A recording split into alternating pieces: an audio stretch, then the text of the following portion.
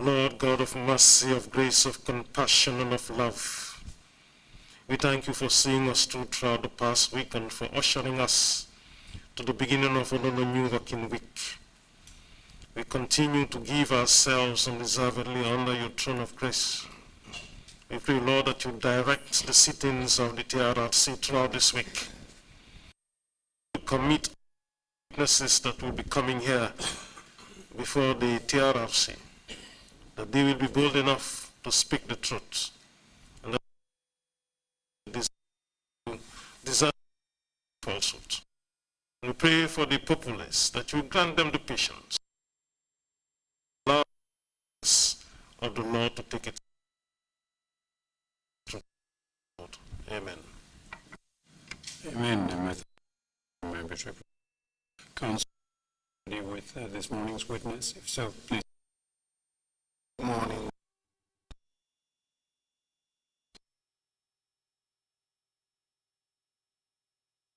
Bring in the witness, please. Thank you.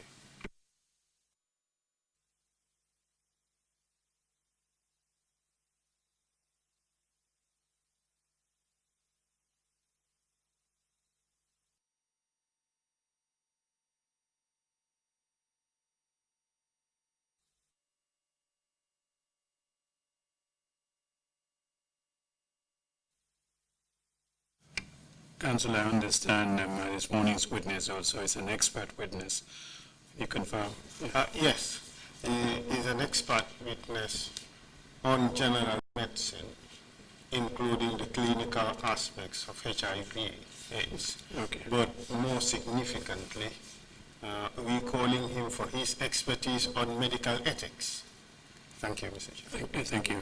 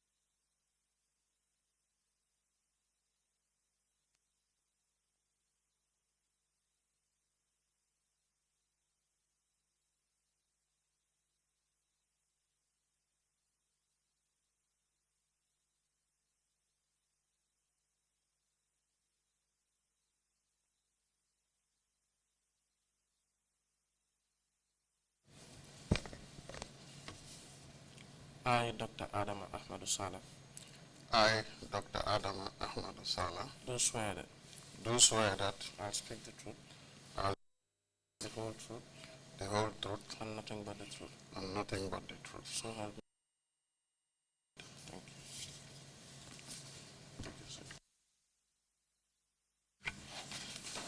you. Good morning, Mr. Salah. Morning, And State Council. welcome to the TRRC. Thank you. Dr. Salah, thank you for agreeing to testify before this commission. We want you to help us understand a bit about HIV/AIDS and the possibility of a cure or the complete elimination of the virus in the human person, and also your understanding of the PATP as an observer and a person directly connected with a person who went through that program, and also your views about the medical ethics that underpinned or that impacted the PATP program. And in so doing, I would want you to examine the following. I will take you through them. We would first discuss your biography and some of the work you have done for the regulation of medical practice in the Gambia and in West Africa. We want you to talk about the relationship between the medical fraternity in Gambia and the former President Jammeh. I want you to talk about the history of regulation of health services in this country. We want you to examine the PATP and tell us you think that the PATP to have been regulated under the applicable law for regulating medical services in this country. I want you to look at some of the do's and don'ts in medical practice and how and apply that to the PATP. You would want differences in cure and treatment, and we'd want your opinion on whether the PATP lived up to its promise for a cure.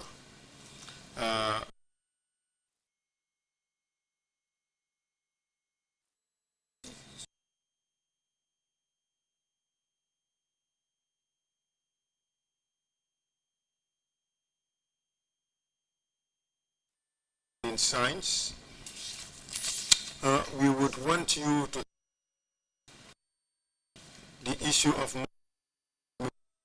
and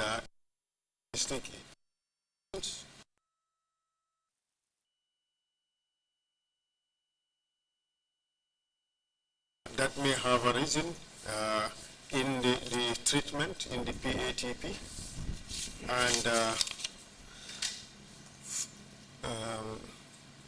and we would want you to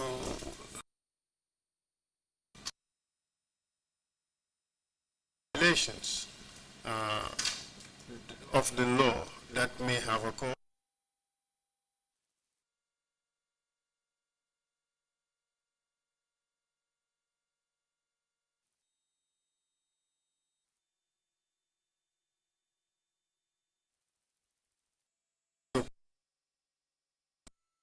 to have had on victims, and finally we would want your opinion on why the medical fraternity did not take any steps to address a situation one may describe as horrendous, and then we would give you an opportunity to make concluding remarks that you think would be helpful as we try to chart a way forward. Are you ready to help us with this long list of issues? Yes, it sounds like a marathon, but I will give it my best shot. Thank you very much. I am certain that you very much equal to the task, and even better. Could you kindly give us your full names, please? My name is Dr. Adama Ahmadu Salah. Date of birth?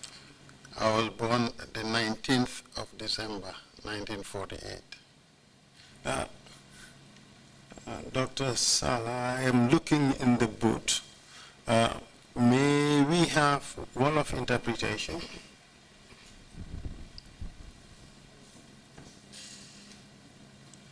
And so we will proceed with your biographical information as they settle themselves in the booth for wall of interpretation. And once they're ready, you would allow for wall of interpretation in between our speeches, and also to allow at least 3 seconds between speeches so that the speeches would not overlap. Because as they do the transcript of the recording, if speeches overlap, it will be difficult for them to decipher what was being said. Thank you very much for understanding. You said you were born on 19th December 1948. Yes. Gane yangi judo 19 December atum 1948. In Banjul. Ci Banjul. Yes. And which school did you attend? ban school nga jàngee? Well, I started at the afternoon school in Banjul because I started school late. I missed my starting date of school, and I went to that primary school for what it was worth, and then after that... teelu maa commencé jànga loolu moo tax bi maa door jàng nag dama ko dooree ci njàngum bëccëg mi door a dem nag commencé suma primary school. And when we reached standard 4, we sat for this secondary school entrance examination. bañ tolloo ci fi ñoo wax standard 4 ci lañ dem nag jël nattum xam-xam nag pour dugga ci secondary school. Then I was pronounced as the only person in my school who passed to go to high school. ci la ma yàlla wursagal nag ñu yóbbaane man maay kenn ki nga xam ne rek yàlla wursagal na ma pour ma continuer dem high school. We rejoiced for a week, but for some very strange reason it was changed. ñu xumbeel ko nag lu tollu ci bés bu ay waaye nag am na lu xew daal ba mbiri soppeeku. Only God knows what happened. yàlla rek xam nag la na xewoon. But I went to Crab Island School. ci laa dal di dem nag Crab Island School. And fortunately for me, I always remained at the top of my class throughout. dimbal na ma nag jamono ju ci nekk rek man maa jiitu ci classe ba. And when we sat for the secondary 4 exam, I scored the highest mark in the country. biñ jëlee nattum xam-xam bi ñoo wax secondary 4 nag man maay ki nga xam ne maa raw ñépp ci biir réew mi yépp. And we also did British Royal Society of Arts exams, which I passed. am na beneen Several nattum subjects xam-xam with flying colors. beneen nattum xam-xam boo xam ne nag British beneen nattum xam-xam la boo xam ne foofu tam jàll naa fa bu baax a baax. So with that, I was absorbed into St. Augustine's High School. ci lañ ma dal di jël nag dugal ma St. Augustine's High School. I joined them late, but even there, I think I was one of the top students. boobu tamit nag teeluma leen dama leen dab waaye terewut ba léegi daal maa raw ci taalibe yi fa nekkoon yépp. As we finished 5th form, I got a scholarship to go to Gränna International High School in Sweden, which was an international boarding school. ci la ma yàlla wursagal nag ñu gàddul ma suma jànga ma dem jàngi ci fi ñu wax Gränna International High School ca réewi Sweden. Well, it was ranked as one of the top high schools in Europe at the time and was multilingual. foofu nag moom jàng bu mag la boo xam ne ràññee woon nañ ko lool ci àddina si te nag làkk yu bari lañ fa doon làkk. With teachers from all over Europe, and every language was taught by a teacher to whom the language was indigenous. te ci réewi tugal nag am na jàngalekat yu ci bari yoo xam ne ci réewi tugal yépp bàyyeekoo nañ fa jàngalekat bu ci nekk nag dafa tànn làkk bi nga xam ne moom ngaa war a jàngale foofu ci nga jàngale ko. And Scandinavians used to equate Gränna and Vikbyholm and Sigtuna in Stockholm with Eton and Harrow in the United Kingdom, because it was mainly royalties and sons and daughters of the top brass of Scandinavia who went to the school. yooyu mu lim nag ñi nga xam ne ñoom seeni wayjur ay buur lañ ay kilifa lañ ñoom ñoo fa daan faral di jàngee muy jàngukaay boo xam ne nag bu ñu ràññee la foofu ca Sweden Scandinavia. Obviously, I was the only black, and from Africa, people thought I was a son of a king back in Africa. yàlla dafa defoon nag man kenn rek maa fa nekkoon bàyyeekoo ci réewi nit yu ñuul yi loolu moo taxoon sax ba ñu bari dañ fogoon ne man doomi buur laa. But I was far from that, of course. waaye nag doonuma woon doomi buur. On finishing my what they call student examen in Sweden, which is equivalent to A levels. bi ma jeexalee nag nattum xam-xam bi ñoo wax student exam nga xam ne mu ngi tolloo ak ñun suñu fii li ñoo wax A levels. I got admission into Stockholm University to study physical chemistry. ci laa dugg nag ci university bu Stockholm ma jàng fa li ñoo wax physical chemistry. And that was in 1970, was it? No, I finished in 69. te lii mu ngi nekkoon 1970 ndax du loolu. Yes. Yes, 70. Yes.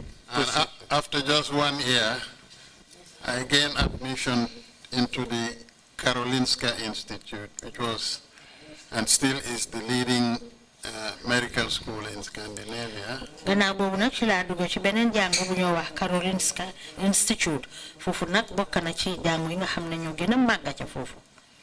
Can you tell us a little bit more about the Karolinska Institute and its ranking in the world when it comes to the field of medicine? Ndax mun nga ñoo wax Karolinska Lincoln School seen wàllum xam-xam si wàllum jàngale naka la tollu si àdduna bi.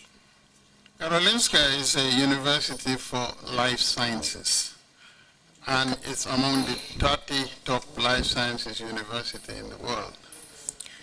Karolinska bokk na ci ñi nga xam ne ñoo gën a kowe ci fànn bi ñoo wax life sciences bokk na ci fanweer yi nga xam ne daal ràññee nañ leen bu baax a baax ci bunte boobu. But its medical school waaye bunte la boo xam ne nag dañ fay jàng mbiri faj. is ranked as one of the top 3 in Europe and one of the top 6 in the world. bokk na ci buñ limee ñetta ci réewi tugal yi moom bokk na ci ñetta yooyu bu fekkee ne nag ci àddina si yëpp la buñ ci compté juróom-benn bokk na ci ñooñu. It's ranked together with the other 5. léegi nga boole ko ak yeneen juróom yi. Harvard, John Hopkins, Cambridge, Oxford. I think those are the ones that are at the same level. waaye yooyu mu lim nag mooy yi nga xam ne tolloo na ak ñoom ci wàlli maxama comme juróom-benn yi lañ wax yooyu mu lim ñooy juróom-benn yi. The Karolinska Institute is also linked to one of the most prestigious awards in the world. Could you tell us about it? mu ne ndax Karolinska School dafa bokk si school yi nga xamante ne ñoom ñoo gën a am award si àdduna bi. Yes, it's the home of the Nobel Prize in Medicine and Physiology. And for those who know the Nobel Prize, this is the most prestigious award in medicine and physiology that every scientist, especially those doing research, are dreaming of getting. waaw bokk na ci ñi nga xam ne ñoom la ñu ràññee bu baax a baax am taranga yu mag yi ñoo wax Nobel Prize te fu nekk na béréb boo xam ne tamit ràññee nañ leen bu baax ci ñi nga xam ne ñoo di def ay gëstu ci wàlli paj. And what qualification did you obtain yow ban in Karolinska? yow bi nga nekk woon Karolinska ban maxaama nga fa amoon si wàllum jàng. Well, in 1973, I got my Bachelor of Sciences degree, Sciences in Medicine degree, they call it. atum 1973 ci la am nag li nga xam ne mooy Bachelor of Science boobu moom lañ ko ooyee maxaama boobu laa fa amee woon. And by 1976, I acquired my medical doctorate degree. atum 1976 nag ci laa dal di am nag degree bi ñuy wax medical degree ci wàlli paj. Medical doctorate. Yes. I am medical doctorate. And both qualifications at the Karolinska. Yes. léegi dafa noonu yokkute bi sa wàllu njàng yëpp si Karolinska nga ko amee. I was the only black man throughout my studies, and the first black person to enter that school. waaw loolu nag puukare bu rëy la woon ci man ndaxte man kenn rek maa fa nekkoon doomi nit ku ñuul te man maay njëlbeeni sax nit ku ñuul koo xam ne jàngee na Karolinska Institute. Quite an impressive achievement, Dr. Sala. But kindly give us a brief rundown of your work history. yéemu na trop si li nga xamante ne loolu nga am si Karolinska School waaye si gàttal nangu wax li nga xamante ne loolu nga def foofu noonu si Karolinska University. foofu nga jaar ci sa wàlli liggéey. Before I do that, let me mention my postgraduate training, because that's what qualified me to the work I did subsequently. balaa maa wax loolu nag xaaral ma wax gannaaw bu ma graduate ba pare fi ma jaar ndaxte loolu moo ma yóbbu ba fi ma xam ne foofu laa toll. Yes, I did my housemanship in the county hospital in Jönköping for 2 years. It was unusual at the time because it was 1 year in most countries. Fan. Where did you do? Jönköping in Sweden is a county. Okay. And that's where I did my high school too, interestingly. maa ngi defee sama high school foofu ci yoon county ca réewi Sweden. Then after that I embarked on my specialization in pediatrics gannaaw boobu nag ci laa dal di jël na fi nga xam ne foofu lañ ma war a gën a ràññee ci wàllum pàcc moo di fajum gune yi. And from that was 78 up to 82, I got my Swedish specialist competence in pediatrics, which is equivalent to fellowship here in West Africa or in the UK. Atum 1978 ba 1972 nag ba 1982 ci laa am nag beneen maxaama bi nga xam ne mu ngi méngoo ak li ñoo wax fellowship fii ci biir réew mi ci suñ boor yi njëkkee. Dr. Sala, why did it take so long to have your specialist certificate? Dr. Sala, lu tax mu jël dir lu yàgga balaa nga am sa specialist certificate bi? Specialization in Sweden runs anywhere from 4 to 7 years, depending on the specialty. For some specialty, you do the fellowship first, and then you do an additional 2 years. Like if you want to specialize in certain areas of surgery, like neurology, you have to do the specialist training in surgery first, become a fellow, then you do the subspecialty training. But the minimum for specialization in Sweden is 4 years. Pour nga am nag li ñoo wax specialisation mooy béréb boo xam ne dafa nga war a jublu pour sa wàlli faj ci réewi Sweden foog mu jël lu toll ci diiri ñeneenti at ba juróom-ñaari at pare nga dool see toftal nag yeneen yoo xam ne dina dem ba diiri ñaari at loolu moo tax nag waaye lu néew daal ñeenti at moom di nga ko ci def. You said in our system here, that is what would earn you the title of a fellow.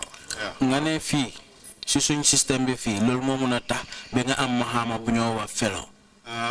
Could you tell us what it takes to be, for instance, a specialist in, let me just pluck one field from the air, like gynecology, obstetrics? What does it take to become a specialist in that area? waa xaaral ma tànn ci ñaar rek mel ni su fekkee ne yaa ngi bëgg a nekk gynécologue maanaam docteur jigéen ñi ak yeneen bunta yoo xam ne foofu nga bëgg a jublu ci sa wàlli faj lan la laaj pour nga mun koo def fii ci biir réew mi. Well, let me first say I was a member of the Postgraduate Medical Training Council for Pediatrics in the sub-region. xaaral ma wax ne man bokkoon naa ci ñi nga xam ne ci tunda yi nga xam ne fii lañ dëkkee bokkoon naa ci ñi nga xam ne ñoom ñooy borom xam-xam yi nga xam ne ñoo doon gëstu ci wàlli fajum gune yi. wàllim jàngale ñi nga xam ne am nañ seen njëlbeeni degree ba pare. As you mentioned, first you do the undergraduate, which is 6 years. comme que ni nga ko waxee nag foog balaa ngaa graduate dina dem diri juróom-benni at. Then you do your housemanship, which we, the local council, has specified to 2 years. nga def beneen bi nga xam ne mooy housemanship bi ñoo wax ci sa wàlli liggéey te boobu dafa jël diri ñaari at. Then after that, you embark on your specialist training. First, you do the primaries. The primaries exam, which covers the broad range of medicine. And if you pass that, that's a requirement for you to continue with your postgraduate training. bu ko defee nag boo jeexal graduate ba pare nag dafa am beneen boo xam ne yaa ngi koo jël primary exam nattum xam-xam la boobu moom foog nga jël ko pour nga mën a continuer ci li nga xam ne moom nga war a jublu nag ne foofu la sa wàllu liggéey war a ci féetee. Then you start as a registrar, that is a doctor undergoing postgraduate training. bu ko defee nag nga nekk registrar loolu mooy docteur boo xam ne fi mu nekk ni mu ngi ci wàllu njàng gannaaw bu mu jeexalee graduation am ba pare. Then almost 3 to 4 years, then you sit your exam which qualifies you for membership. You become a member first of the faculty where you're in. bu ko defee nag diiri ñett ba ñeenti at jëlaat beneen exam boo xam ne loolu mooy tax nag nga mun a bokk ci faculté bi nga xam ne foofu nga nekkal sa jàng. That's what they call part 1. Then after another year or 2, you sit for your part 2. And then if you pass that, you become a fellow. boobu nag benn at laa jël bu ko defee nag nga mooy bi ñoo wax njël benn fànn bi ñaareeli fànn bi nag boobu tam daf laa jël diiri benn at ba ñaari at nga door a ñëw nag nekk li nga xam ne moom la ñu wax fellow. So the whole postgraduate, let's say, runs around 4 or 5 years, but for some people it can take 10 to 15 years, depending on if you pass your exams or not. mu ngi mel ni daal app bi yëpp diir bi yëpp li moo laa war a jël mooy ñeenti at ba juróomi at waaye am na ñoo xam ne nag dina leen jël ba fukki at ak juróom dafa des rek ci ni ngaa jëlee sa nattum xam-xam yi ak ni nga koo jàllee. I can recall Dr. Cisse appeared before this commission a while ago, and he has this title, FRCS, something like that. I think he's Fellow of the Royal Society of Surgeons or something Royal like College that. of Royal Surgeons. College of Surgeons. mu ne su fekkee fàttaliku naa Dr. Cissé jaaroo na fi te wax na comme lu mel ni FRSC loolu moo nekk fellowship title bi. FRCS, Fellow of the Royal College of Surgeons. So what you've just explained is the process that he would have to go through to be able to earn that specialist title. What corresponds to Comme li nga nekk- FRCS in the sub-region is you become a fellow of the West African College of Surgeons if you are in a surgical discipline, or you become a fellow of the West African College of Physicians if you are in a discipline of internal medicine like pediatrics, Dafa am internal nag- medicine and so on. dafa am nag fànn yu ci bari nag pour nga war a nekk li ñuy wax FRCS dafa am ñaari fànn benn bi bu fekkee ne yaa ngi war a nekk koo xam ne xamee sojoon la maanaam ñi nga xam ne ñoo di xotti yaram yi ak yu mel noonu dafa am fànn bu mu féetee am na beneen boo xam ne nag ci wàlli yeneen fànni docteur la xëy na nga nekk docteur xale yi wala docteur yi gune yi jigéen ñi ak yu mel noonu boobu tam beneen fànn la. In a sense, the highest titles that one can attain in the area of specialization is to become a fellow. Is that right? Yeah. comme léegi fi ñu toll nii li nga nekk di wax mooy bu fekkee da nga bëgg a am maxaama yu gën a kowe da nga war a paas li nga xamante loolu ngay wax nii moo nekk FRC pour nekk fellow. Although I may add, sometimes some people may want to conduct research in a particular area of their discipline, and they do postdoctoral training to acquire a PhD in that particular area. waaw ma yokk ci tamit ne mun naa am ñi nga xam ne ñoom def nañ seen dëkk ko bu fekkee ne bëgg nañ ñoo yokka nag maanaam li PhD ak yooyu ñoom itamit dinañ war a jëlaa beneen ak def ko While PhD and fellowship, they are at par, they are all at the same level. waaye nag PhD bi ak fellowship bi daanaka daal ñoo tolloo ma xaama. Do you belong to any of these organizations? Well, da nga bokk si yenn si organisation yii nii. also I'm a fellow of the Swedish College of Pediatricians, one. man nag fellow laa ci Swedish College bu PEDES ñoo dee faj gune yi. But I also become a fellow of the West African College of Physicians. ba tey tamit bokk nekk naa fellow ci West African College bu Physicians. And I would easily be ranked as one of the senior fellows. te mun nañ ma boole nag ci ñi nga xam ne ñooy ñi gën a am maxaama yi gën a kowe foofu noonu. But let me also add, in my specialization in pediatrics in Sweden, I did a postgraduate diploma in tropical medicine concurrently, and I ended up with a postgraduate diploma in tropical diseases. man na dafa am ñaari façon yi maxaama yoo xam ne moom laa doon defandoor bi ma jeexalee nag ci laa dal di am nag fellowship bi nga xam ne mooy ban Tropical medicine. tropical medicine. This was jointly organized by the Karolinska Institute and the School of Medicine and Hygiene in Liverpool. bii nag dafa ànd ak ñi nga xam ne Karolinska Institute ak beneen school boo xam ne mu ngi Liverpool ci mu ngi Angleterre. Liverpool foofu ci Angleterre. The course was held in Sweden, this particular. waaye nag njàng mi ñu ngi ko doon defee ci Sweden. Could you further explain your work experience? ndax mun nga ñoo wax sa jaar-jaar yi nga xamante ne loolu nga am sa wàllum liggéey. Well, as I said, first I was a house officer in Sweden, then I graduated to registrar, then senior registrar, and then consultant. waaw maa ngi commencé na ci Sweden house registrar nekk registrar ba pare nekk consultant loolu yëpp maa ngi ko commencé ci réewi Sweden.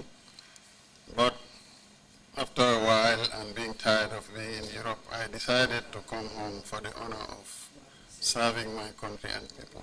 gannaaw li nag suma toogaay bitim réew daal dal di ma iñ ma ne nag xaaral ma ñëw suma réew ma liggéeyal suma réew fii Gambia. Which year did you return? yow ban at nga dellu si fii si réew mi. 1982.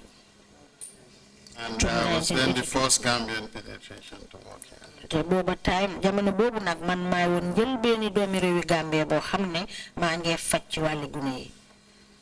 And could you tell us your work experience in Gambia? ndax mun nga ñoo wax sa jaar-jaar si wàllu liggéey fii si Gambia. Well, I was one of the heads of the pediatric wing together with my British counterpart. Eventually he left and somebody from Solomon Islands came and we worked together. But then after some time I thought I was not being able to do what I was trained to do, not even half of it. So waa nekkoon naa fi nag di liggéey maa suma beneen naataango koo xam ne Angleterre la bàyyeekoo woon waaye gannaaw gi nag moom mu dem ma nekk keneen koo xam ne mu ngi bàyyeekoo fi ñoo wax Solomon Island ci laa nekk nag ba ab diir ma xalaat ne daal foofu moom du fi nga xam ne foofu laa soxla pour war faa nekk. while I was getting increasingly frustrated, I made appeals to the powers that be to improve the working conditions, but it seemed to have years. gannaaw gi daal anam yi ñu doon liggéeyee doyut ma woon lool pour ñu yokk ko daal ñu nga xam ne noonu la war a amee mu amee noonu mel ni dañ ma ci tànqam lu woon. Well, then I decided in the end to leave and establish my own private practice. gannaaw gi daal ci laa ne xaaral ma bàyyi ma dem di liggéeyal suma boppa. Which year was that? That ba at was la woon. end of 84, beginning of 85. bu njeexteeg atum 1984 la dem ba atum 1985. I started with a small clinic in Banjul, which gradually evolved to the Lamtoro Medical Center here in Colony. ci laa dal di commencé nag am clinique bu ndaw boo xam ne fa laa daan fajee ci Banjul gannaaw gi nag ci laa ko yaatal ba am fi nga xam ne ñu ngi ko wax Lamtoro Medical Clinic bi nekk ci Kololi. Maybe in terms of capacity, it's the biggest private medical establishment in the country. ñan loolu nag moo waraloon nag ba ni mbir yi doon demee ma taxawal suma béréb bi bopp foo xam ne fa lay fajee fii ci biir réew mi. But still, I didn't leave government completely because I was one of those who developed the clinical phase of medical training in the country. I was chairman of the then Royal Victoria Hospital, and I oversaw the transition from General Hospital to Teaching Hospital. This was waaye nag teggiwuma woon suma loxo. sorry, 94, 95. teggiwuma woon suma loxo nag ci nguur gi ndaxte fexe woon naa ba taxawal fi nga xam ne foofu la ñoo jàngalee ci wàlli faj bi te it nekkoon naa chairman ci kilifa yi nga xam ne ñoo nekkoon ci lopitaan bu mag bi ci Banjul ci laa taxaw naay tamit ba ñu def ay soppali yu bari ci lopitaan bu mag bi jëlee ko RVTH ba Edward Francis Small Hospital loolu nag diggante atum 1994 la woon ba 1995. jëlee ko lopitaan boo xam ne pour faj rek la yóbbu ko ci lopitaan boo xam ne tam boole nañ ci jàngaleem liggéeyi faj. Proceed, please. And well, since there was a dichotomy between the medical fraternity and government, I was one of the first, if not the first Gambian to volunteer to lecture at the clinical stage of the training of our current medical doctors. man nag bokkoon naa ci ñi nga xam ne ñooy woon njëlbeen ci ñi nga xam ne wakkirlu woon nañ pour di jàngale ci foofu nga xam ne fa la ñoo jàngale mbiri faj ci lopitaan bi. Interestingly, I am back in the hospital as chairman again, overseeing the transition from undergraduate training to postgraduate training.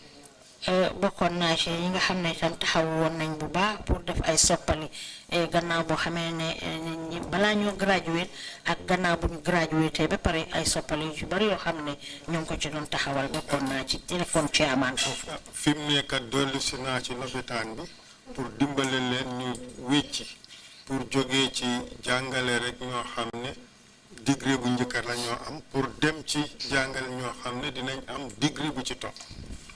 Proceed, please. Well, I continued as a senior lecturer in pediatrics up to now. ci laa continué nag jiite ci wàllu njàngale bi ñoo wax senior lecturer ci wàllu njàngal docteur yi faj gune yi ba jamono ji ma toll nii sax ci laa nekk. Then when a private medical school started here, the American International University, I was invited to be a senior lecturer in pediatrics and eventually became head of the Department of Pediatrics and also advisor in the accreditation process. fi nga xam ne nag waa Amérique yi amoon na béréb boo xam ne ñu ngi ko fi taxawaloon di ci jàngale dafa mel ni foofu leerut ma lool nag mun nga koo baamtuwaat. The American International University was established here some years back, and I was brought in as also spearheaded the accreditation process with the council, but also became the president, the head and chair of pediatrics. American International University bi nag jëloon nañ ma fa ma nekk fa koo xam ne dama faa joxe ay ndigal ci bunti njàngale bi nga xam ne ñu ngi ko faa def gannaaw bi sax dem naa ba nekk fa président ci bunte boobu noonu.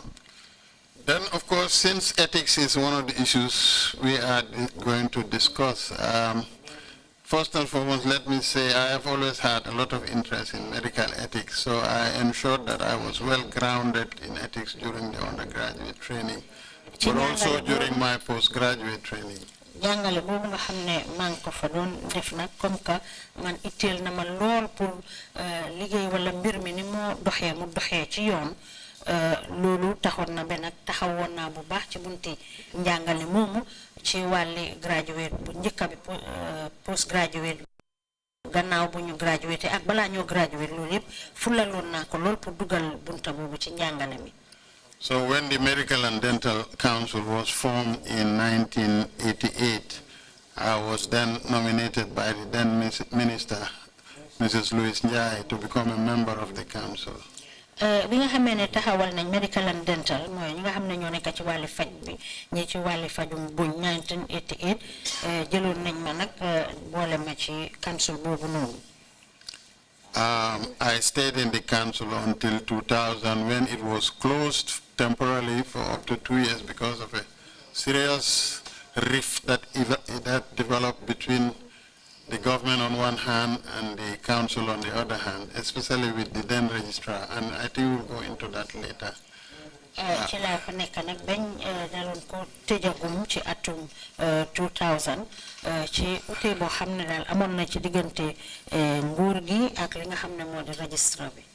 And then in 2002, the council was reconstituted and I became its registrar. gannaaw nag atum 2002 council bi ñu delloowaat ko ma dal di nekk fa nag li nga xam ne moo di registrar bi. And I remained as registrar up to 2013 when I left the council. ci laa nekk nag registrar bi foofa ba atum 2013 ci laa bàyyi council bi. And during my period as registrar, I was given the honor and privilege to rewrite the Code of Conduct and Ethics of the Gambia. Before that, it was just a bare skeleton. I had to put flesh and blood on it. jamono ji ma fa doon nekk nag ci laa dal di fexe nag ba bindaat li nga xam ne noonu la ñoo doxalee béréb boobu noonu ci wàllu jikko ak li nga xam ne moom la ci yoon santaane mu ñu jaarale ko ci yoon ma fexe nag ba def soppali yooyu bindaat ko foofu noonu. And whilst I was registrar, the West African Health Organization became interested in harmonizing codes of conduct and ethics for the ECOWAS sub-region. bi ma fa nekkee nag West African Health Organization mu di ñi nga xam ne ñoo taxaw wàllu wér-gu-yaram ci Afrique sowu jant ci lañ dal di taxaw nag def ay soppal yoo xam ne ñu ngi ko def ci anam yi nga xam ne noonu lañ war a jaaralee liggéey bi ci bunti ECOWAS. So all the registrars of council of the ECOWAS region were invited to Ghana to present their respective codes of ñi nga conduct xam and ne ñooy ethics. registré yi nekkee ci gox yi yëpp nag ci lañ ñu oo pour ñu dem dajee ji ca Ghana ku ci nekk wone li nga xam ne yow bind nga ko pour feeñal ko ci wàllu liggéey bi. Well, at the end of it all, very much to my surprise, Gambia's Code of Conduct and Ethics was selected to be the model code of conduct and ethics for Anglophone West Africa.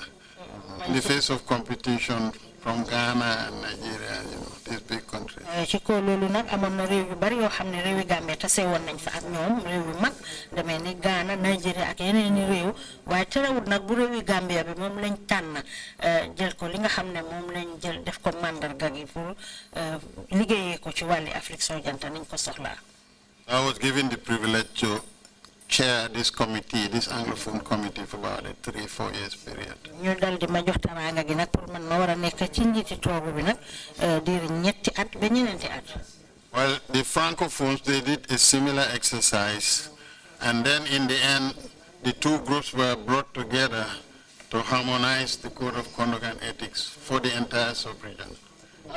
ñi nga xam ne ñuy réew yi làkk français ñoom itamit defoon nañ lu ni mel gannaaw bi nag ci la ñu dal di boole nga xam ne dinañ mun a liggéey taxawal benn boo xam ne dinañ ci mun a sukkandiku ci wàllu liggéey yi nga xam ne noonu lañ ko soxlaa ak ni mu war a demee fii ci Do you recall which year the West African Code of Ethics was finalized? It was ndax fàttaliku nga ban finalized at lañ finalisation West African Code of Ethics conduct. It was finalized in April 2012, and it was done here in Banjul, actually. ñu ngi ko defoon weeri April atum 2012 te Banjul bii lañ ko defee woon. And the job was considered so successful so that other regions of Africa were trying to emulate. liggéey bi nag demoon na kanam lool ci ni nga xam ne noonu lañ ko soxlaa dafa taxoon ba sax yeneen tunda yi nga xam ne ñoo nekk ci réewi Afrique ñu ñëwoon di roy ci ñun. I was also part and parcel of harmonizing undergraduate medical training in the sub-region. bokkoon naa sax ci ñi nga xam ne taxawaloon nañ li nga xam ne mooy jàngale ñi ci graduate bu njëkk bi anam yi nga xam ne moom lañ doon jàngee fii ci biir Afrique bokkoon naa ci ñi ko taxawal. Me and Professor Nyan, the current CMD of Lord Francis Teaching Hospital, that were members of that committee. man maa professeur Nyan di ki nga xam ne mu ngi nekk Edward Francis More Hospital ñun ñaar ñooy ñi nga xam ne ñoo ko taxawoon. That has also been done with resounding success. As a result of it, again, other regions in Africa are trying to emulate that. loolu tamit sax taxawoon nañ ci ba nga xam ne yeneen gox yi nga xam ne ñoo nekk réewi Afrique ñu ngi ñu doon jéem a roy ngir ndam ak njëm kanam gi nga xam ne moom lañ ci amoon.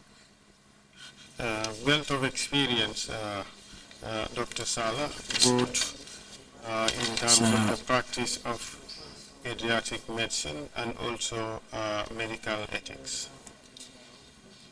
jërëjëf docteur Sala ci taxawaay yu am solo yooyu nga xam ne yaa ngi ko jël ci wàllu njàngale ak mbiri liggéey fajam gune yi ak li nga xam ne mooy yoon yi ñu war a jaar ci wàllu faj. Could you tell us briefly the relationship between former President Jammeh and the medical fraternity in Gambia? ndax mun nga ñoo wax si gàttal diggante président bu fi nekkoon di président Jammeh digganteem ak ñi nga xamante ne ñoo doon faj fii si réew mi fii si Gambia digganteem ak ñuy. Well, it was a very, very strained relationship to a point where the former president had a disdain for the medical fraternity. I'll explain why. diggante la boo xam ne bu ñagasoon la ci diggante président bi ak ñi nga xam ne ñooy fajkat ñu nekk fii ci biir réew mi te ci kanam nag dana la wax lan moo ko waral. Number one, when Jammeh and his cohort carried out the coup in 1994, ca njëlbeen président Jammeh ak ñi mu àndal defoon nañ coup d'état. the medical fraternity, through its association, were the first to declare the coup illegal, that the young officers should go back to barracks. ñi nga xam ne ñoo nekk ci wàlli faj bi ñooy ñi nga xam ne ca njëlbeen ñoo njëkk a ŋàñña coup d'état boobu te sàkk woon nañ ci ñoom ne nañ delluwaat ci barracks bi. And of course, that didn't go down well with Jammeh and his cohort. te loolu nag neexutoon Jammeh ak ñi mu àndal. Secondly, when Jammeh came up with the idea to set up a medical school, I think it was suggested by Fidel Castro because they were just sending doctors, and he suggested that maybe Gambia should look into establishing its own school. bi nga xamee ne nag Jammeh xalaat na nag pour taxawal school boo xam ne fa la ñoo jàngalee ñiy faj ci jamono jooju moom Fidel Castro. There was a difference of opinion as to how the school should be established between Jammeh's government and the medical fraternity. amoon na nag uute boo xam ne amoon na ci naka la ñu taxawalee foofu ñoo jàngalee wàlli faj ci diggante Jammeh ak ñi nga xam ne ñooy fajkat yi ci biir réew mi. Well, considering the weak status of science in our medical schools, the medical fraternity was of the opinion that the school should be established gradually. niñ ko seetee woon nag mooy li nga xam ne mooy nañ lay jàngale wàlli xam-xame xarala ci school yi amuloon doole torop moo tax nag fajkat yi ñu xalaatoon ne nañ ko dugal ci school yi fi ñoo jàngalee mbiri faj ñi ka. First, to strengthen the basic sciences, especially laboratory science, bu ko for defee nag starting the medical school proper. su ko defee nag ñu mun a gën a dëgëral li nga xam ne moo di xam-xame xarala yu mu di science surtout nag fi nga xam ne foofu la ñoo seetee mbiri feebar yi foofu noonu ci jàngu bi. Including mathematics, of course. bokk na ci nag di mbaari sifar ak yooyu mathematics. But Jammeh was pretty much in a hurry to get the school established. I guess he wanted to add it credit of his government. Jammeh nag moom dafa yàkkamti woon rek ne moom nañ taxawal school bi rek foog naa daf ko bëggoon a yokka rek ci yi nga xam ne moom la doon puugarewu ci nguuram gi. So in the end, there was this dichotomy, and he could not see eye to eye with many of the doctors, especially the senior ones. ci la jaamaarloo bi dal di am nag mënta déggoo ak ñi nga xam ne ñooy dox. So after that, they have always mentioned some members of the medical fraternity as skeptics, which has been repeated like a broken gramophone in many subsequent speeches that they made. loolu nag taxoon na ba moom ni mu ko gisee woon rek mooy ñi nga xam ne ñooy woon docteur yi daal amuñ woon gis-gis bu sori loolu taxoon na ba jamono boo xam ne saa yu wax rek dinay boole loolu ci ay kàddoom. Then the third issue is that of the Cuban doctors. beneen fànn bi nag mooy mbiri docteur yi jógee Cuba ñëw fii. The Cuban doctors and their embassy staff, they were of the opinion that since the Gambia government had signed an MOU with the Cuban government, they could just march straight into the country and start practicing medicine without being assessed and registered by the council, which was a requirement. ñoom ñi nga xam ne nag ñooy docteur yooyu bàyyeekoo woon Cuba ñoom liñ gisoon rek mooy comme que seen réew ma d'accord na ak ñi nga xam ne mooy président bi saa nañ nangutoo ba pare ñoom daal li ñu waroon a bugg a def rek mooy ñëw rek dugg ci wàlli faj bi fii ci biir réew mi te duñ jaar ci yoon yi nga xam ne foofu lañ war a jaar. Well, the council was set up primarily to assess the qualification and experience of people seeking to be registered as medical and dental practitioners in the country, and there was no exception. Even Gambians had to be subjected to that scrutiny. ñun nag jamono jooju ñi nga xam ne ñooy fajkat di fi nekk liñ doon seet mooy fan la seen xam-xam toll ci ñi nga xam ne ñoo fa war a dugga seen xam-xam dafa war a toll ci anam yoo xam ne toll na fa ci wàlli faj ak ñi nga xam ne ñoo amee wàlli fajam buñ yi ak yooyu.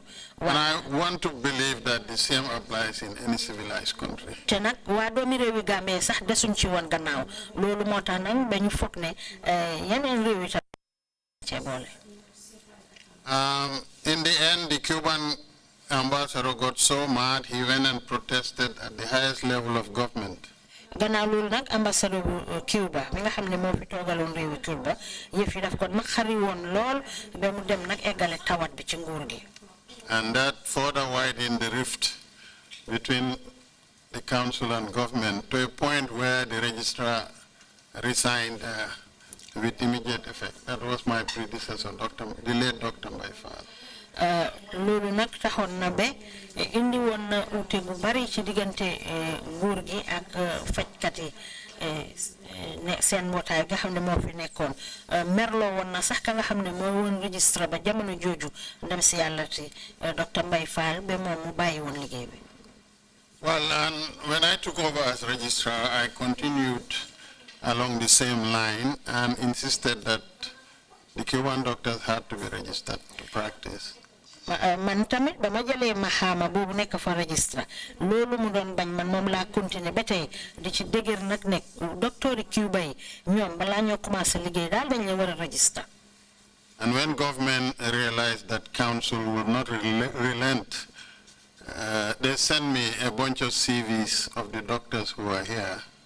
Nguur gi nag bañ xamee ne fi mu nekk nii council bi ñoom yoxewuñ dara ci loolu nga xam ne moom lañ wax ci lañ commencé nag di ma yónnee ay këyit yoo xam ne ñu ngi cee wone ay njàng fi nga xam ne fa la Cuban docteur yi seen njàng toll ñu ko CV.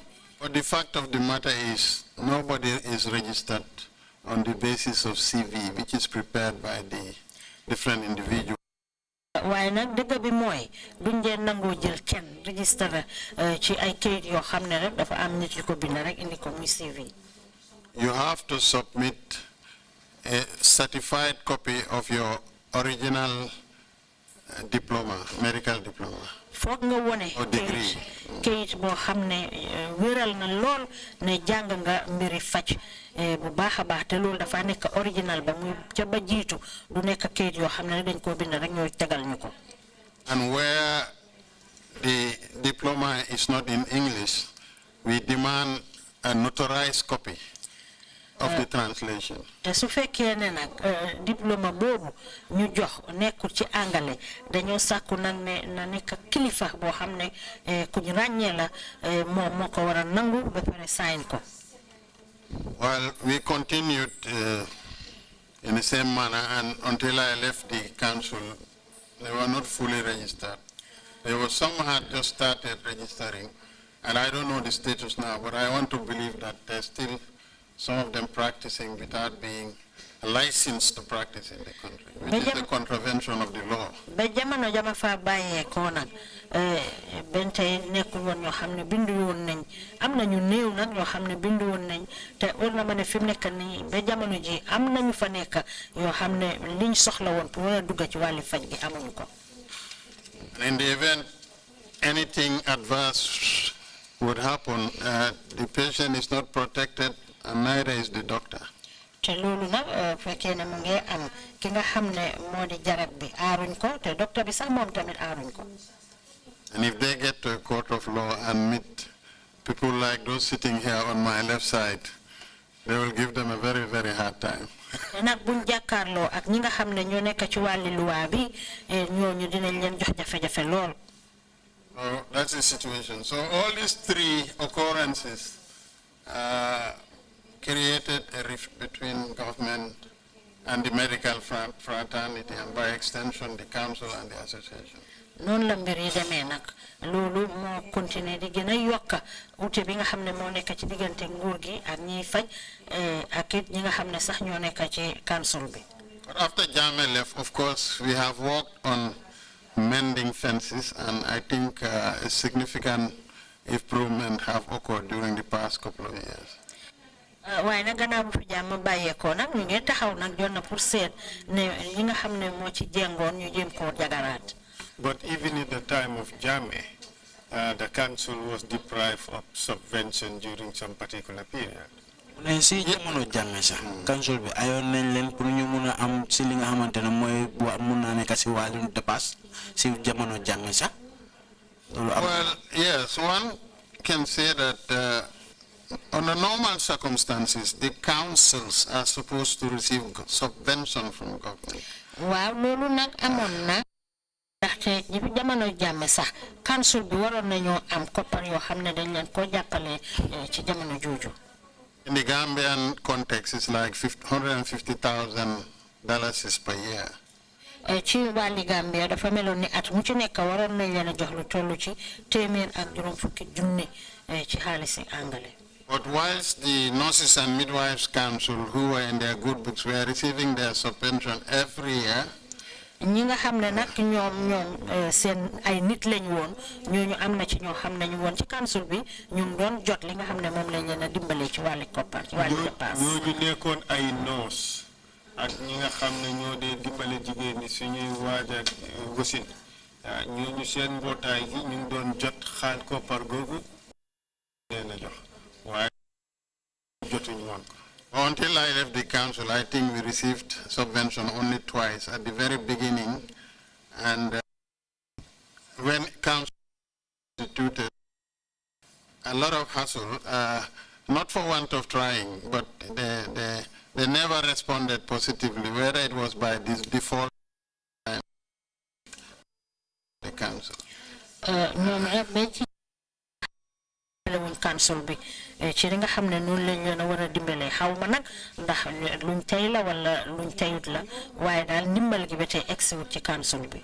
And then in addition, if you look at the Ministry of Health's recurrent budget, a provision is always made for paying the salaries and allowances of council staff. soo ko seetloo nag liggéeykaay ministre bi nga xam ne sax ñoo saytu wàllu wér-gu-yaram bi dépasse bi nga xam ne moom lañ di tëral pour réew mi mun koo doxee niñ cee yóbbu ci wàllu bunti wér-gu-yaram gi dafa des de loolu moom ay seen fay weer la rek ak yooyu waaye amul leneen loo xam ne moo ci bokk. The funds were de facto transferred from Ministry of Finance to Health, but the monies really never accrued to the council. Dépasse bi moom dañ ko toxal jëne ko ci liggéeykaay bi nga xam ne ñoo saytu wàllu alal réew mi yóbbu ko ci ñi saytu wàllu wér-gu-yaram bi waaye dëgg du daan egsi ci council bi. Council had to try to manage with its very meager resources. Council bi daal ñoom liñ doon wéyee daal mooy am lu néew boo xam ne daal moom lañ doon demee. Which is very, very, very different compared to other councils in the sub-region that have seeded an office building, subventions are paid, salaries and everything. They even provide a vehicle for the registrar and senior staff. And during my... utee na torop sax ak suñuy naataango yi nga xam ne ñoo nekkee ci Afrique yeneen boor yi nga xam ne ñooñu tabaxal nañ leen jox nañ moto sax registre bi ak ñi nga xam ne ñoo council bi utee nañ ak ñooñu daal ñoom liñ soxla yépp li leen nguur gi war a jàppale na leen ko. I can say here that during my entire period as registrar from 2002 to 2013, I was not paid a single butut. Man nag mun naa wax sax ne man jamono jama fa doon nekk registre diggante atum 2002 ba 2013 benn butut sax musuñ ma koo fay. Although council tried to pay the staff with the money it received from license fees and things like that. Digal la nag council bi ñu doon jéem a fay ñi leen a liggéeyal ci xaalis bu néew bi nga xam ne ñoom la ñu jëlee ci license yi ak yu mel noonu.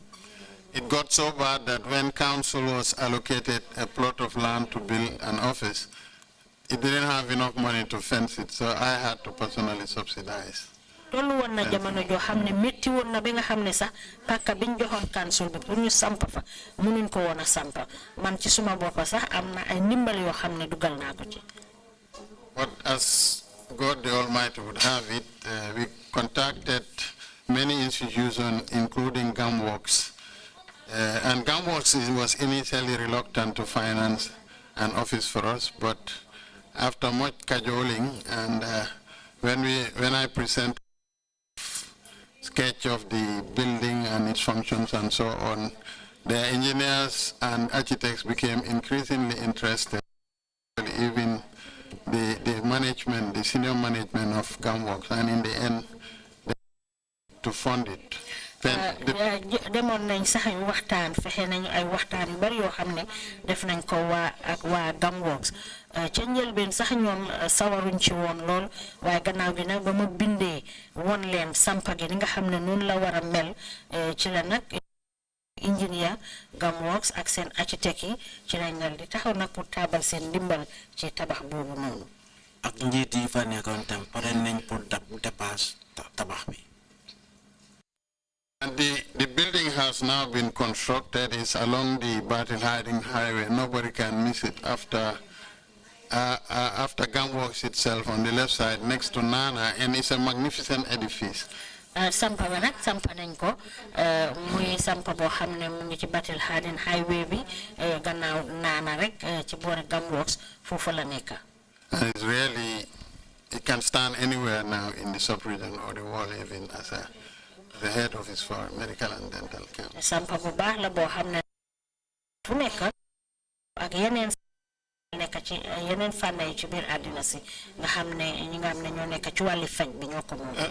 Now, Dr. Sala, let's move on to the history of regulations of health service delivery and health service professionals in the Gambia.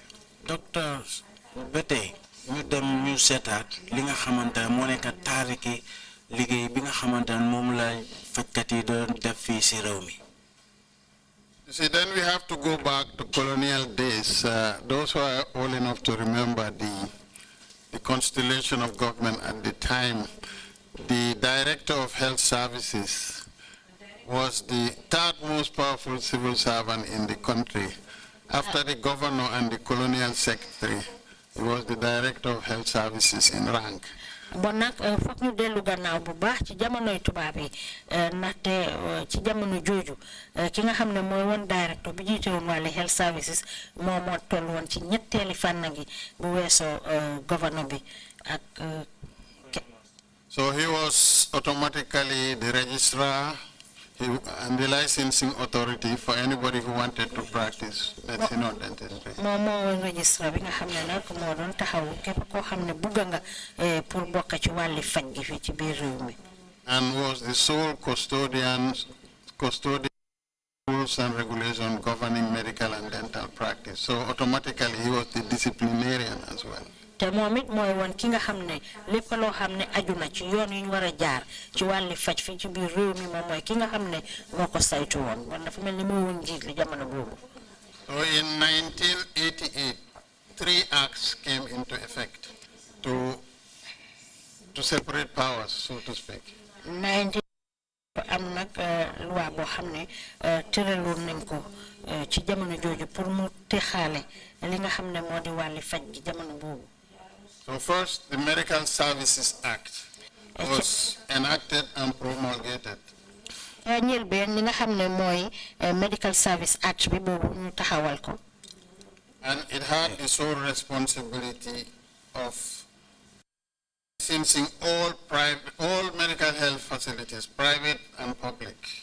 te moom nag jamono jooju moom mooy ki nga xam ne moom moo taxawoon lépp licence boo xam ne ñu ngi ko joxe ci wàlli faj bi moo xam ñiy liggéeyal nguur gi ak ñiy liggéeyal seen boppa.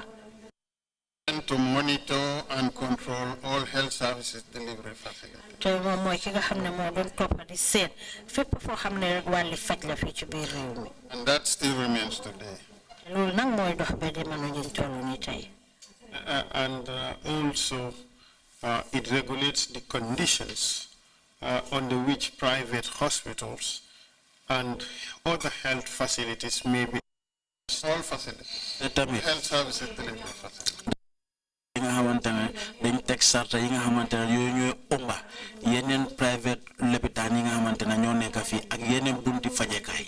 And how about the Medical and Dental Practitioners Act? Well, let me add the powers that are given by the Medical Services Act are vested in the Director of Health Services and by extension the Minister of Health. doole bi nga xam ne nag mu ngi aju ci wàlli luwaay yooyu nga xam ne dañ ko tëral ci wàlli faj gi mu ngi des ki nga xam ne moo di Director of Medical Services.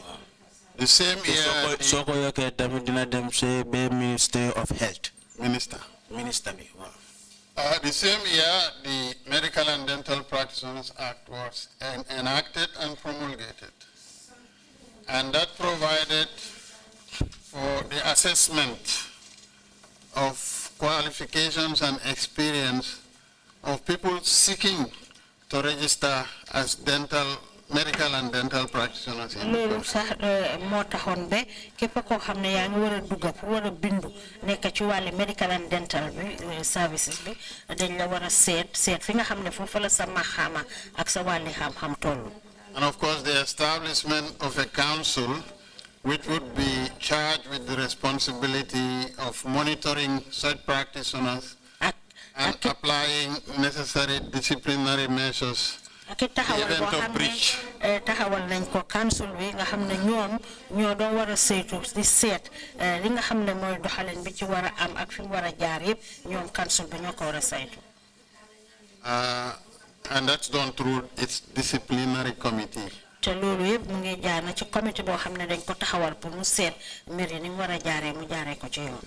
And it might be of interest to know that council legally has the same standing as a high court. te pour xamal leen tamit ne council bi ñoom am nañ doole bu toll ci doole bi nga xam ne dem na ba ci high court bi. Just like in colonial days. So if one is aggrieved by any decision of council, the only authority you can appeal to is the Supreme Court of the land. te dafa mel ni noonu la daan xewee ci jamonoy tubaab ya képp koo xam ne daal ànduloo ci li nga xam ne moom la council bi dogal fa nga war a dem rek mooy ci Supreme Court ba mu mag a mag ba. Well, in colonial days, it was the Privy Council, which is in England, which was the highest ca jamonoy tubaab ya nag ñu ngi ko wax Privy legal Council authority. bi nga xam ne mu gënoon nag kowe ci wàlli àtte nekkoon ca Angleterre. Yes. Came the Nurses and Midwives Act, promulgated the same year. Nurse nag ak midwife yi ñoom itamit ci lañ dal di taxawal loi bi nga xam ne moom la ñoo war a liggéeyee ci benn at bi. Which seeks to regulate nursing and midwifery practice in the like manner as compared to medical and dental practice, and also, of course, had the authority to license and also to apply disciplinary measures if there was a breach. moo tax nag council boobu bu noosi ak ñi nga xam ne ñooy dimbale jigéen ñi toll ci wàllu jur ñoom ñoo medical and dental rek mel ni ñu méngale leen ñu tolloo ci anam yi nga xam ne noonu la ñoo liggéeyee. te nga gis ne képp koo xamante ne jege nga sarta yi nañ la loi bi nañ la mën a teg loi sa kaw. Just to take you a little back, the Medical and Dental Practitioners Act, it somewhat recognizes that a person may perform customary system of therapeutics if that is not dangerous to life or health, correct? Yes. Council recognizes customary system of therapeutics if it is recognized where the traditional healer lives, let's say in his village, and is recognized by people who are resident there. council bi nag doole bi nga xam ne moom lañ doon jëmale ci fànn boobu dafa des na ci ki nga xam ne mooy fajkat bi doon faj ci wàlli aada ak ci cosaan ak ñi béréb bi nga xam ne sax ñoom foofu lañ dëkkee. And it's subject to control by the Department of Health or the Director of Health Services. te nag ki nga xam ne mooy Director bu Health Services wala liggéeykat bi saytu wàllu wér-gu-yaram gi ñoom ñooy ñi nga xam ne daal ñoo leen di topp pour seet mbir yi ni moo demee. But that being said, this provision of the Medical and Dental Practitioners Act doesn't give anybody to practice a customary system of therapeutics which is dangerous to life and health. waaye nag That has to be underscored. waaye nag council bi loolu nga xam ne mooy loi bi ñu tëree aarut kenn koo xam ne dina def wàlli faj ci ay anam yoo xam ne dina indi loraange ci seen biir. In fact, Section 42 of that act says that this section does not authorize any person to perform any customary system of therapeutics which is dangerous to life or health. Unquote. mu ne léegi buntu loi bu mu wax ni mu ngi wone ne am warata am kenn ki nga xamante ne ni war ngaa dem si wàllum faj sakatuma faj bi nga xamante ne bokk na si diggante deela ak dunda. Well, in addition to that, if the customary system of therapeutics practitioner step out of bounds and get into an area which begins to look like conventional medicine. su fekkee ne ki nga xam ne moo di faj ci wàlli aada ak cosaan teggi na yoonam ba dugg ci anam loo xam ne dafa nuroo ak fajum tubaab. Then the council further states, the act further states in paragraph 9 that anybody who pretends to be a medical practitioner, presents himself as a medical practitioner, or acts as a medical practitioner without being registered by the council, commits an offense, which is punishable by a fine and or imprisonment or application of both. Bente tamit ci ben fanna bobu loi bi fanna bi nga xamne 39 la fanwer ak juroom ñenent woné nañ né képp ko xamne ya nga jappé sa bop né fajkat nga di woné né yow fajkat nga dinañ la té nekkulo ko xamne jaarale nga ko yoon yi ko wara jaalale loi dina la daan té su la loi daané dinañ la alaman wala ñu tejj la wala sax ñu bolé la ñaar yépp. I will come back to this, but the power for implementing a lot of the provisions of this act felt on the purview of the Minister of Health.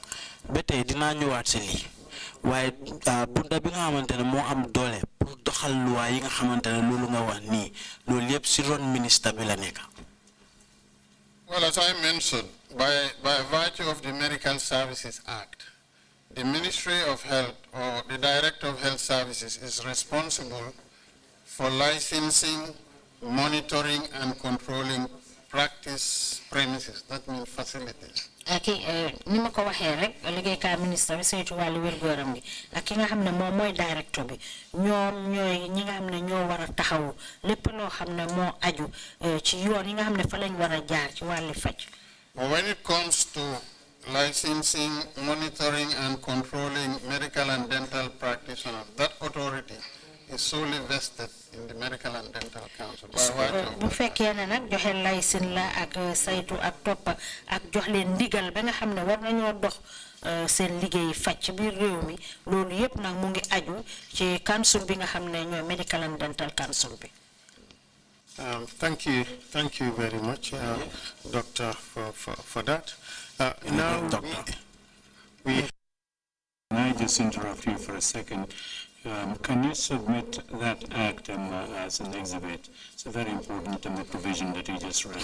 You probably planning that anyway. yes, but the Commission may, in its deliberations, look into any act that may apply. So it would not be necessary To submit it as an exhibit. So the Commission should be free at any time to look at it, whether it's an exhibit or not. So Can you staff them? yes, we will make them available. To Yes, we will make them available. Thank you, Mr. Chairman. Splendid. Thank you. Thank you for that. May I, Mr. Chairman, also add, the act actually, as it stands, is what you will find in the statutes of in the law books. Not verbatim, what's in this act you find in the law books of this country. So it's de facto part and parcel of the law. Yes. Li nga gis ci ak bi mo nekk bunte loi bi nga xamantene loolu lañ defar boo xoolee suñ loi bu mag bi di nga fa fekk loi yi ni ñu fa yépp benn la.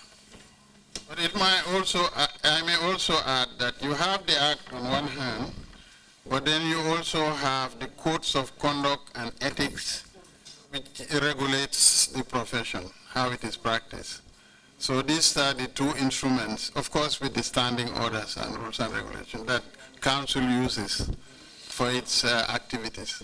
Ding fa am loi bi nak ba pare ding fa amit benen bo xamne lolu moy woné yoon yi ak sarta yi nga xamne fa lañ wara jaar pour mëna doxal liggéey bi lolu yépp ay ñaari fan la yo xamne ki nga xamne mo nekk ci wadi faj bi ci bunta yo ci la wara sukkandiko.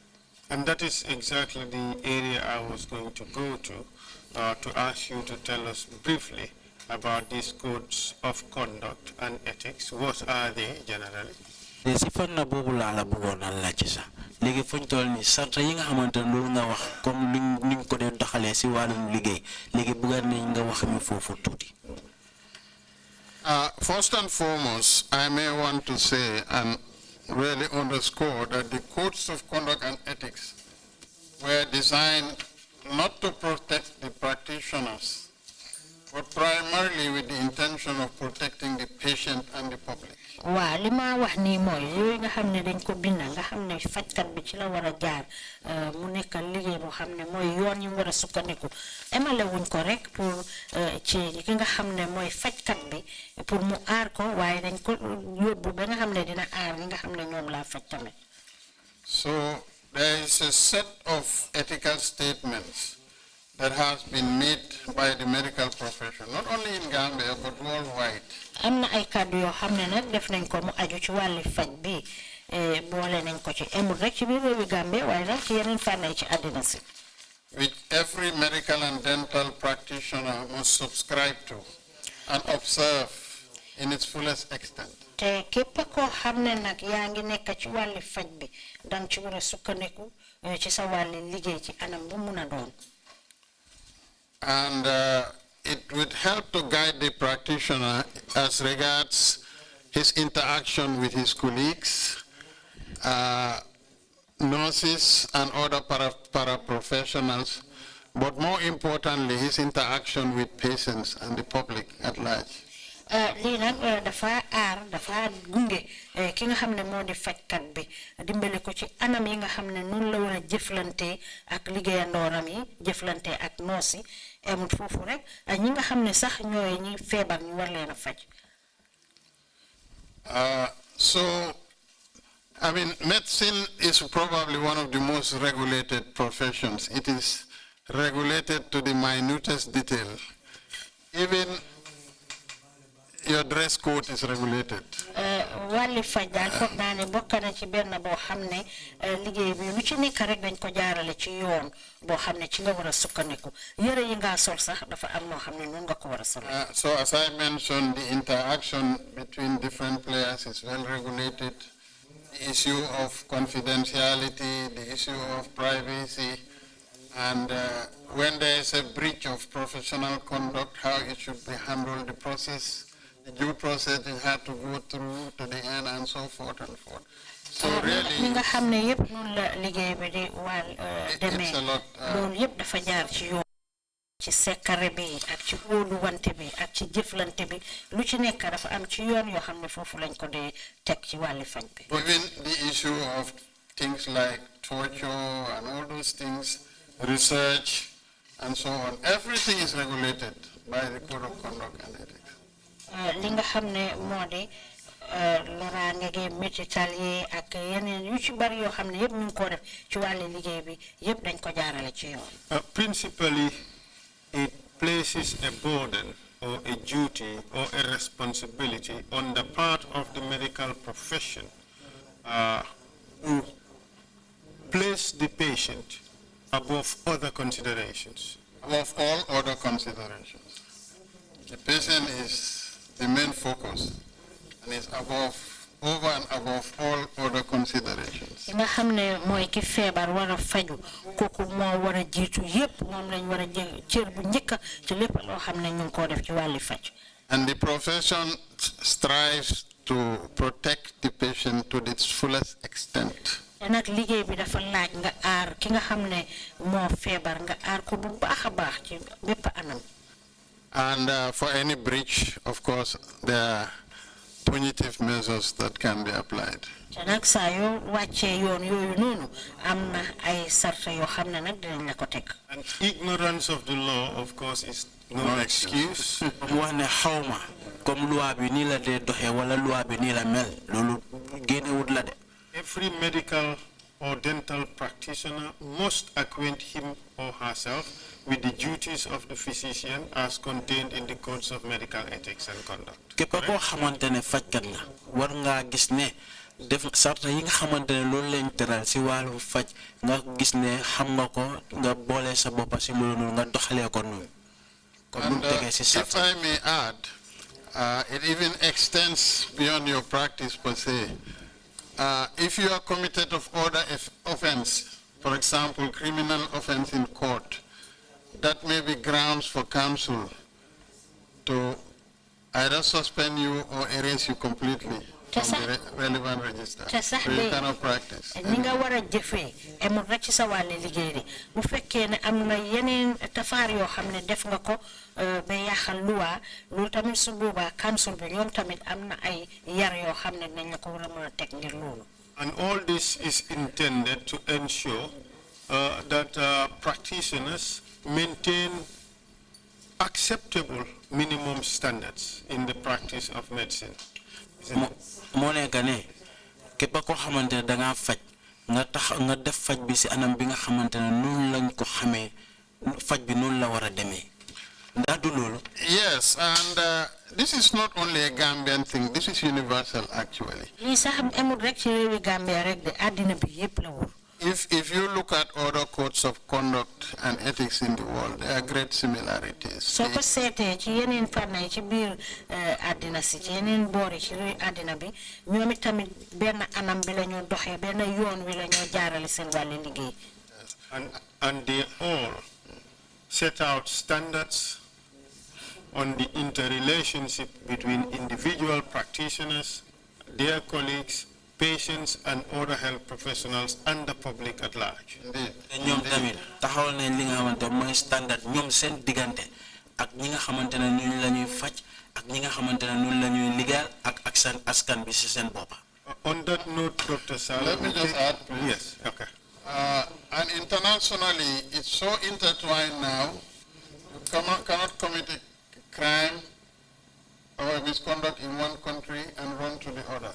You go to any country for licensing, you are supposed to submit a certificate of good standing on the council of the country where you last practiced. So you can run, but you cannot hide. te sax dafa am déggoo boo xam ne def nañ ko suñ diggante ak yeneen fànn ci àddina bi yépp nga xam ne boo defee fii dara sax nga daw dem ci beneen réew ci àddina si foog nga wone kayit boo xam ne mooy mun a wone sa taxawaay déggoo boobu am ne suñ diggante ñun ñëpp.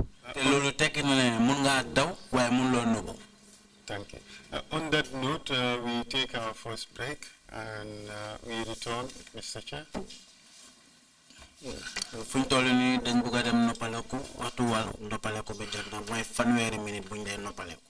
We are going to run and hide and get some tea and coffee.